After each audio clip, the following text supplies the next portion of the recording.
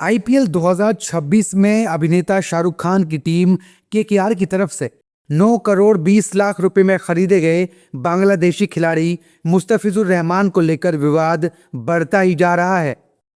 कथावाचक देवकीनंदन ठाकुर ने एक बार फिर शाहरुख खान पर निशाना साधा है। उन्होंने साफ कहा कि भाईचारे की बात करते हुए भाई की ही तबाही में तुम्हारा साथ होना बर्दाश्त नहीं किया जाएगा। उन्होंने कहा कि मेरे हिंदू भाई बहनों को मारा जाए और तुम मजे लो, ये नहीं चलेगा। I do my work. आपका धर्म आपका कर्म अलग है, मेरा धर्म मेरा कर्म अलग है। मैंने तो कभी इस विषय पे सोचा नहीं और नहीं सोचता हूं, लेकिन भाईचारे की बात करते हुए भाई की तबाही में तुम्हारा साथ हो, ये तो हम बर्दाश्त नहीं करेंगे। मेरे हिंदू भाई बहनों को वहां मारा जाए और तुम मजे लो, अपना पैसा उन विरोधियों को दो, ये नहीं चलेगा। एक म्यान में दो तलवार नहीं चलती। या तो कहो कि हमारे साथ हो, या कहो कि हमारे साथ तुम्हारा विश्वासघात है। That's it, simple thing. Devkinandan की तरफ से लगातार हो रहे विरोध पर राजनीति भी हो रही है। विपक्षी नेता देवकीनंदन पर हमलावर हैं और अमित शाह के बेटे जय शाह से जवाब मांग रहे हैं।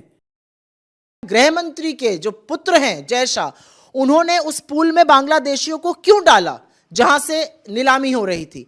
हम पाकिस्तानियों को नहीं डालते, बांग्लादेशी को क्यों डाला? यह सवाल जय शाह से, अमित शाह से पूछना है कि आपके पुत्र जो क्रिकेट के कर्ता धर्ता है, आईसीसी के चीफ हैं, उन्होंने आईपीएल में होने वाली नीलामी में बांग्लादेशी खिलाड़ियों के उस पूल में क्यों डाला? सवाल इस बात का, उस पर कोई चर्चा नहीं होगी, उस पर कोई बात नहीं होगी। सरकार आंख पे पट्टी बांध लेगी, वहां पर हिंदुओं के खिलाफ अत्याचार होगा और ये कुछ टुचपुंजियां आएंगे और बेकार की बातें करेंगे, बेकार के वक्तव्य देंगे। ये एक मिल गए दो, एक गूंगा एक बहरा, तो इस पर क्या कहना है? इस पर हमें ये कोई टिप्पणी के लायक प्रश्न नहीं है। देखिए, देवकीनंदन ठाकुर या कोई भी ऐसे बाबा पहले अपने भक्तों का ध्यान रखें। इस देश में क्या हो रहा है उनको पता नहीं है क्या? जिस समय ऑपरेशन सिंदूर चल रहा था, उसके बाद भारत सरकार ने पाकिस्तान के साथ में मैच खेला है। तब ये देवकीनंदन ठाकुर जो हैं शायद अपने भक्तों में लीन होंगे, तब उनको देश की याद नहीं आ रही थी।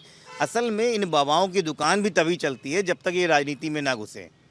इनसे एक हम्बल रिक्वेस्ट है कि ये अपने लिए लोकहित का काम करें, जन समस्याओं पे बात करें, देश की राजनीति और इंटरनेशनल पॉलिटिक्स में ना जाएं, इससे ही उनका भला होगा। जबकि बीजेपी नेता बांग्लादेश सरकार पर हमलावर हैं और देवकीनंदन के बयान को व्यक्तिगत करार दे रहे हैं।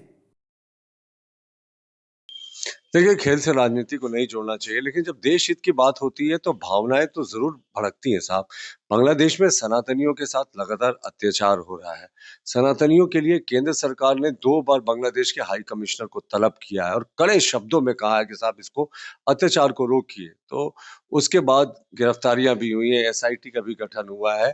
तो ऐसे मुद्दे पे मुझे लगता है बांग्लादेश सरकार जब सकारात्मक कदम उठा रही है तो इंतजार करना चाहिए, लेकिन सनातनियों के लिए, हित के लिए केंद्र सरकार लगातार जो है वो जागरूक है। और जहां तक कथावाचक जी के बयान की बात है, मुझे लगता है इनका व्यक्तिगत आक्रोश है जो कहीं ना कहीं सनातनियों के साथ हो रहे अत्याचार का एक प्रक्रियात्मक बयान है। हालांकि इतनी बयानबाजियों के बाद ये तो साफ है कि अभी ये मामला ठंडा नहीं होने वाला है। ऐसे में सवाल ये उठता है कि क्या इतने विरोध के बाद बांग्लादेशी खिलाड़ी मुस्तफिजुर रहमान आईपीएल 2026 में खेल पाएंगे?